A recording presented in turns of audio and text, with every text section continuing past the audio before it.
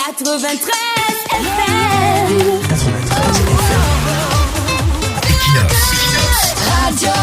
Bonjour, on ne fait pas la politique pour joindre les deux bouts, surtout dans un régime autoritaire. On ne fait pas la politique parce qu'on est en train d'échouer dans sa vie. On ne parvient pas à avoir un emploi acceptable ou parce qu'on ne parvient pas à s'en sortir dans la vie. La politique, ce n'est pas pour les gens qui ont raté leur vie ou sont en train de la rater. L'engagement politique est un sacerdoce, une activité sacerdotale ou pastorale.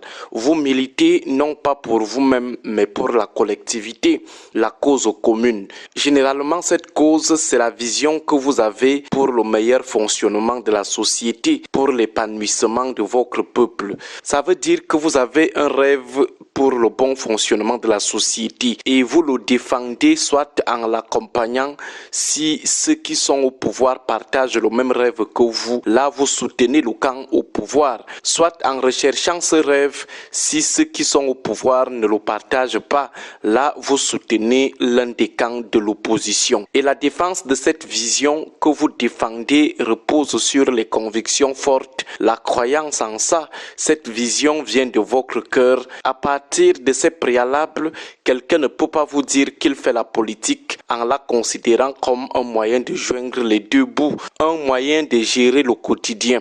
Il peut entrer en politique parce qu'il est lui-même victime des visions qui sont contraires à la sienne, mais cette motivation doit rapidement être transformée en défense de l'intérêt collectif. Sinon, le jour où il ne sera plus victime, c'est fini. Il va abandonner la lutte et retourner même la veste. S'il s'engage en politique parce qu'il veut joindre les deux bouts, le jour où il parviendra à régler ses problèmes de famine, de survie, il ne sera plus avec vous. De même, on ne fait pas la politique pour régler ses comptes personnels. On ne vous recrute pas, on ne vous nomme pas, on ne vous donne pas de l'argent, on ne vous donne pas aussi votre part. On ne fait pas la politique pour ces raisons, tout simplement parce que si c'est le cas, le jour où on vous recrutera, on vous nommera finalement ou on vous donnera finalement votre part, vous ne serez plus dans le combat.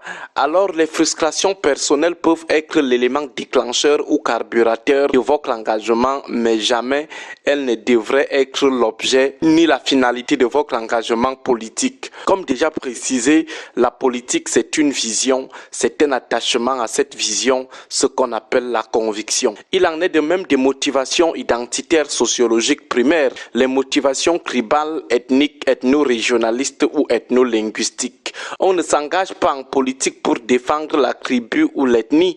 Les frustrations liées à votre appartenance à la tribu peuvent être des éléments déclencheurs ou carburateurs de votre militantisme ou activisme, mais jamais elles ne doivent être érigées en objet ou en finalité de votre engagement. Sinon, le jour où ces frustrations seront aplanies, même si les autres tribus, ethnies sont opprimées ou discriminées, vous resterez indifférent.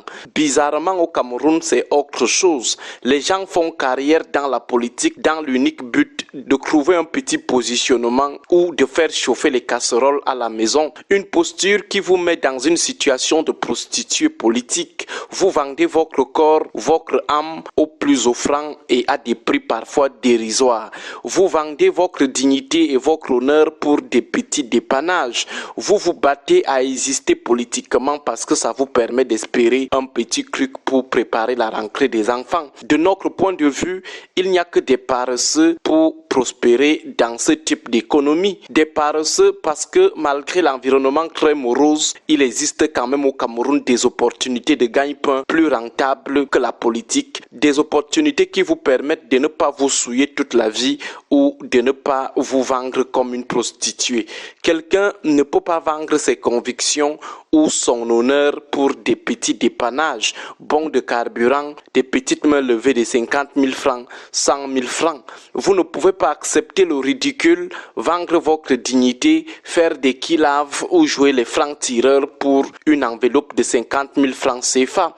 Pourtant, une activité agricole bien solide rapporte plus que ces miettes qu'on achète votre honneur ou votre âme avec. Au Cameroun, il y a des aînés des années 90 qui ne vivent que de la petite débrouillardise politique ou des petits jonglages politiques. Ils tiennent leur survie quotidienne de cette débrouillardise ou de ces petits jonglages. Depuis 1990, ils n'ont pas pu trouver un autre gagne-pain un peu plus digne. Ils n'ont pas pu créer des champs ni monter des petits business qui les mettraient à l'abri de la mendicité politique. Pendant 30 ans, 35 ans, ils n'ont fait aucun effort dans ce sens. C'est vraiment dommage. Bon début de semaine à vous tous. 93 FM.